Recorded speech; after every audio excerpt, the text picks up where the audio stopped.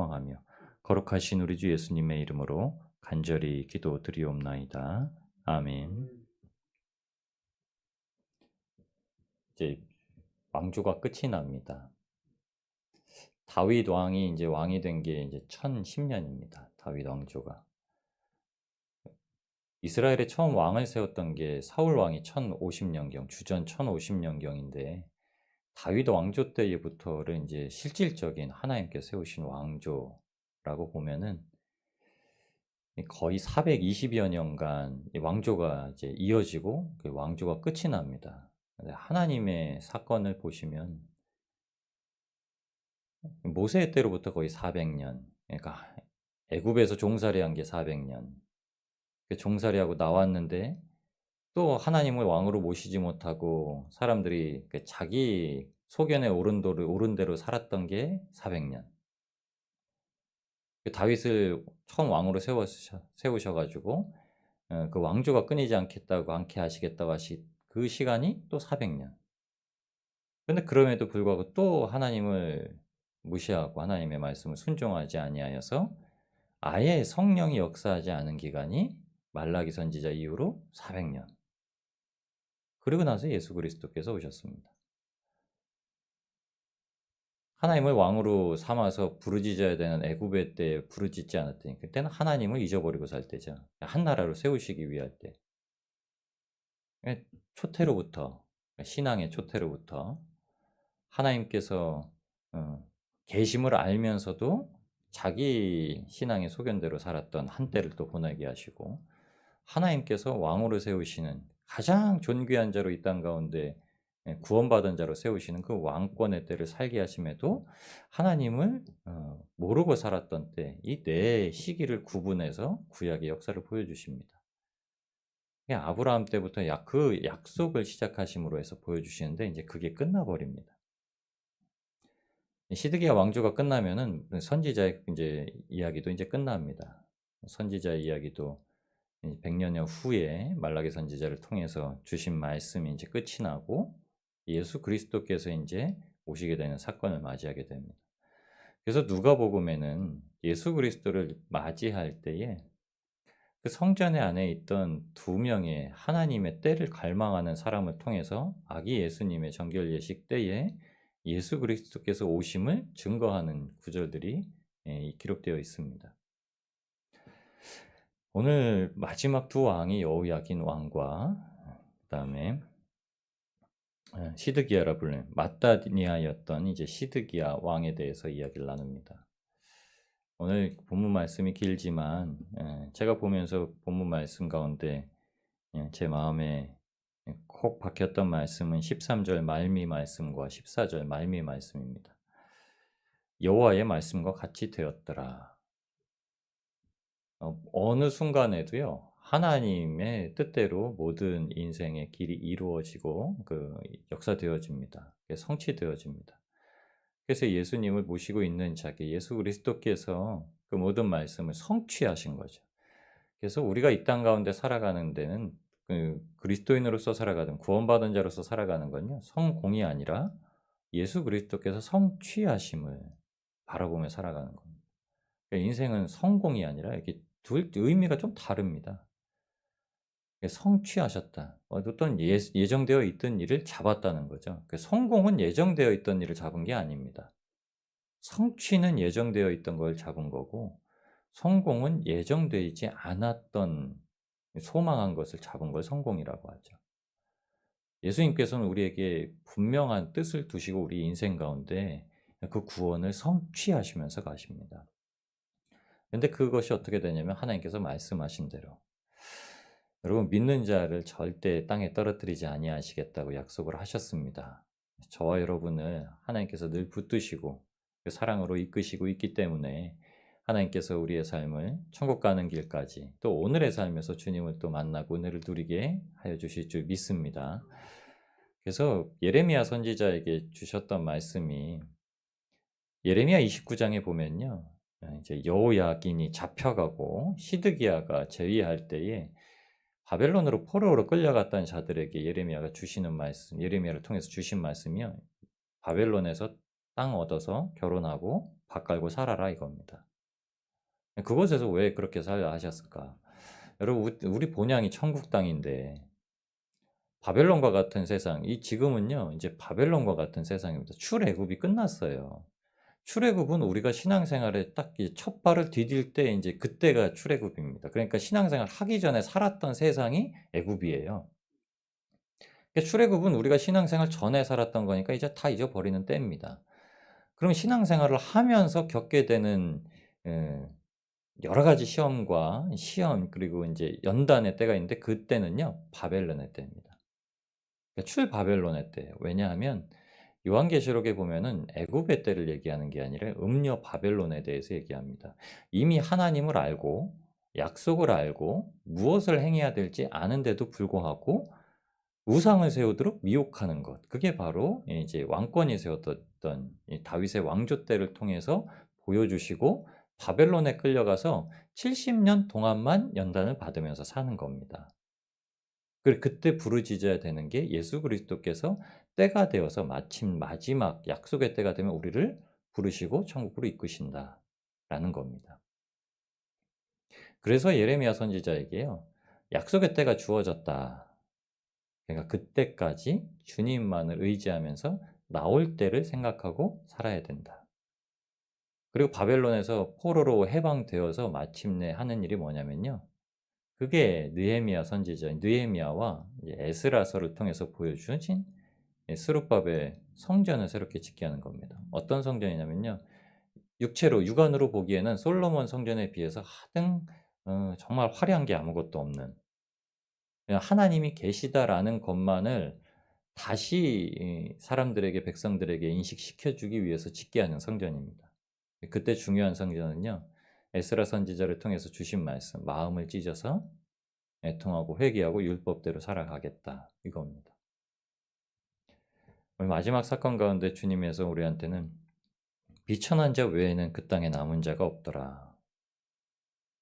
심령이 가난하여서 주님을 붙드는 자 외에는요. 이 땅 가운데 주님의 뜻을 주님께서 성취하시는 것을 바라보고 갈 수 있는 자들이 많지 않다라는 겁니다.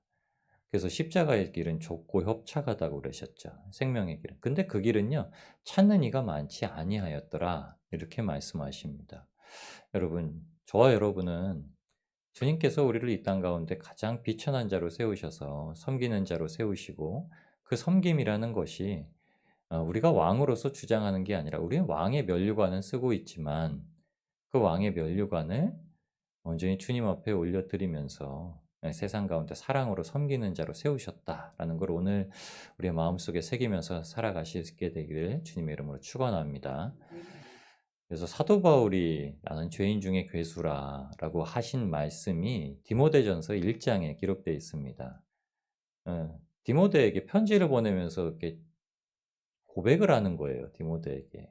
디모데전서 1장 12절부터 17절까지의 말씀 가운데 이 들어있던 말씀이 "나는 죄인 중에 괴수다." 이 말씀입니다. 근데 이걸 12절부터 17절까지 전반적을 보시면 왜 사도 바울이 이 의도를 뜻을 가지고 이야기했겠구나라는 걸 압니다. "난 죄인 중에 괴수야. 나는 죄인이었던 거 알아. 그중에 아주 순애야. 우두머리야." 이렇게 표현한 이유가요. 제가 한번 그 말씀을 봉독해 드리겠습니다.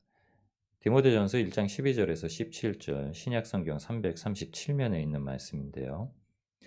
"나를 능하게 하신 그리스도 예수 우리 주께 내가 감사함은 나를 충성되이 여겨 내게 직분을 맡기심이니 내가 전에는 비방자요 박해자요 폭행자였으나 도리어 긍휼을 입은 것은 내가 믿지 아니할 때 알지 못하고 행하였음이라. 우리 주의 은혜가 그리스도 예수 안에 있는 믿음과 사랑과 함께 넘치도록 풍성하였도다. 미쁘다 모든 사람이 받을 만한 이 말이요 그리스도 예수께서 죄인을 구원하시려고 세상에 임하셨다 하였도다. 죄인 중에 내가 괴순이라. 그러나 내가 긍휼을 입은 까닭은 예수 그리스도께서 내게 먼저 일체 오래 참으심을 보이사 후에 주를 믿어 영생 얻는 자들에게 본이 되게 하려 하심이라.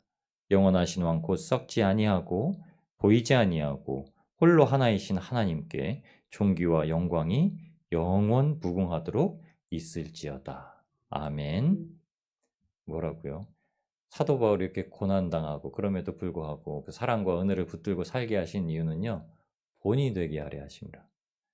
이 본이 되게 하시겠다라는 말씀은요. 이 온 사도들이 다 가지고 있던 생각입니다. 그냥 그리스도인들이 다 가지고 있던 생각. '나 왜 이렇게 세우셨을까?' 나는 이 세상에 하나님께서 구원하시려고 하는 자들의 본이다라는 거죠. 정말 예수 그리스도를 닮아가는 그 한 자라는 본이라는 거죠. 그래서 주님께서 "남은 자를 찾으시겠다." 이렇게 얘기하시는데 우리가 세상 가운데 "우린 남은 자야."라고 하고 굉장히 이렇게 특권 의식을 가지고 살아가는 그리스도인들이 있습니다. 뭐 저도 그런 특권 의식은 아니지만 그 아주 굉장히 그리스도인으로서의 자존감은 다 가지고 있습니다. 근데 그게 남들보다 우월한 것은 아닙니다. 전적으로 다 하나님의 은혜입니다. 우리가 할 수 있는 것은 없습니다. 우리가 어떤 것을 열심히 해서 '내가 어떤 무슨 일의 중심이 되겠다. 하나님의 복음이 중심이 되겠다.' 할 수 있어서 하는 것들이 아니라요.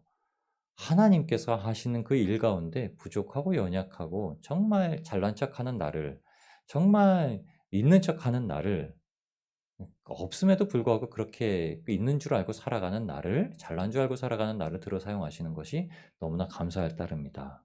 그러니까 그걸 알 때 하나님께서 진정으로 일하시는 거죠. 인생이 그걸 몰랐습니다.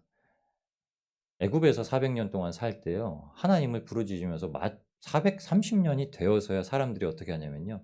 하나님 앞에 신음소리를 냈다고 하나님께서 그걸 들으셨다는 겁니다. 그러니까 그전까지는 하나님께서 들으실 만한 신음소리를 안 냈다는 거예요. 그냥 살만 했다는 겁니다.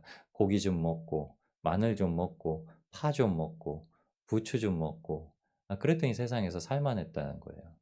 그래서 애굽의 히브리어로 미츠라임입니다. 미츠라임. 예 풀이란 뜻이에요. 애굽은요. 히브리어로.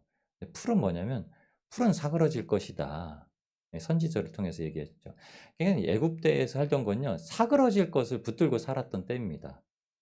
그러니까 주님을 전혀 몰랐을 때예요.